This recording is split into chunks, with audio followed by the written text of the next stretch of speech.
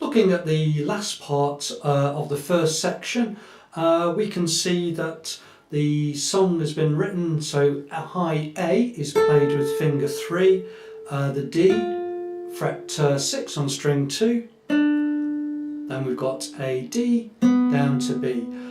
It certainly works, it's absolutely fine to play it that way. No problem there at all.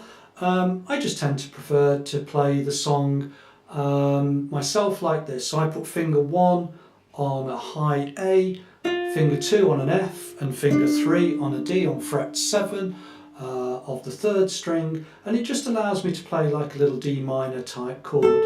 Then I just lift finger 2, and then I can slide finger 3 down to fret 2 for the A. I can put my finger 2 now on the E, and it's just a nice little fluent movement really, which I just kind of feel more comfortable with, forming this little D minor chord up in the 5th position there.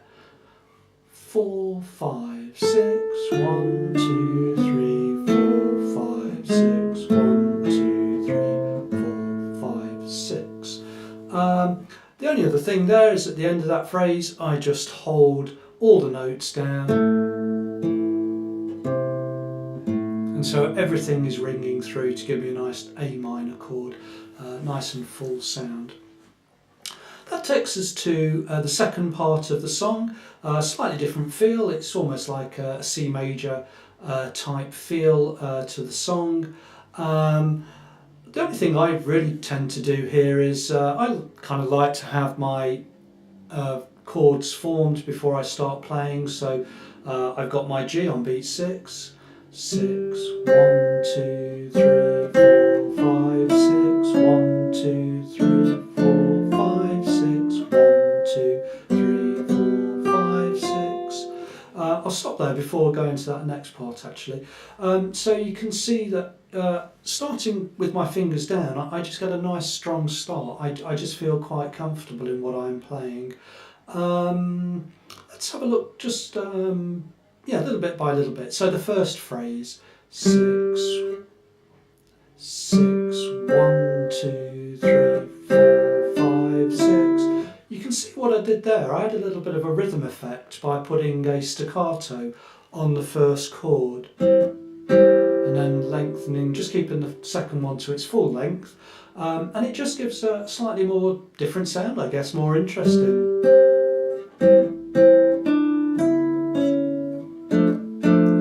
So I might keep that principle and keep it going. You don't have to do that, but if you wish to, then you can now see what the effect is of doing it. We had a nice movement here coming out of the second chord. Move finger 4 back to C sharp, then up, and then form the F and A underneath that. I keep that down because it sounds nice, it's all ringing on. The music says take them off, but again it's one of those issues where I think the guitar sounds nice with those taken away. I can see why it's done, because the phrase mark is implying that we end here, then we get single notes because we've got quaver rests underneath. Again, it's your choice. I just tend to find that when the notes sound good underneath, I can tend to keep the notes of that chord going on. So we've come out of here. 1, 2, 3, 4. I just use my fingers there rather than bringing my thumb down, but I could bring my thumb down for the lower note. And then we have G, F, stretch finger 4 for that accidental D sharp, and then you just move that up. 1, 2, 3, 4, 5. Of course, that's the end of that phrase. 6, 1, 2, 3, 4, 5, 6. 1, 2, 3, 4, 5, 6. I don't tend to change position there. I just keep that chord going down, but again you can see why the music's been written that way. So I've got F, D, and then I'll move up. I can use finger 3 or finger 4, it doesn't really matter. 2 Gs, 1, 2, 3.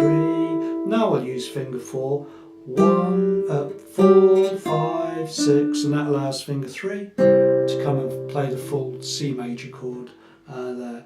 So just looking at those last couple of phrases, 4, 5, 6, 1, 2, 3, 4, 5, 6, 1, 2, 3, 4, 5, 6, 1, 2, 3, 4, 5, 6, 1, 2, 3, 4, 5, 6, 1, 2, 3, 4, 5, 6, 1, 2, 3, 4, 5, 6, and so on. That would just of course take us back to the start of the song, and then we go to the fin halfway through when we end with the A minor chord. I'll just play the last part of the song through from the C chord at the end there and see where we get to there.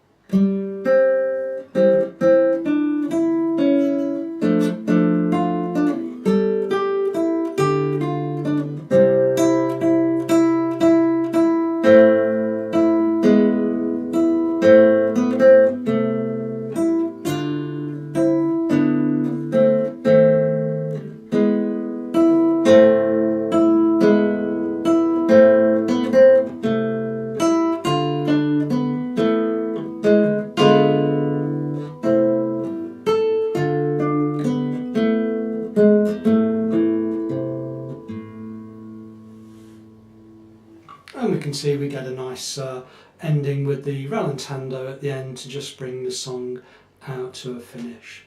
So I hope that's been a good summary of how to play the song. If you're struggling with any of the notes, you're not sure where they are, my advice is, is just always take some time. Don't always just practice the song from start to finish. Try to play a phrase at a time, get used to that. Put some pencil markings down where you need to help you, and then you can play the song with the assistance of any little help notes that you've put on the music. So I hope you enjoy Andantino, and good luck with that song.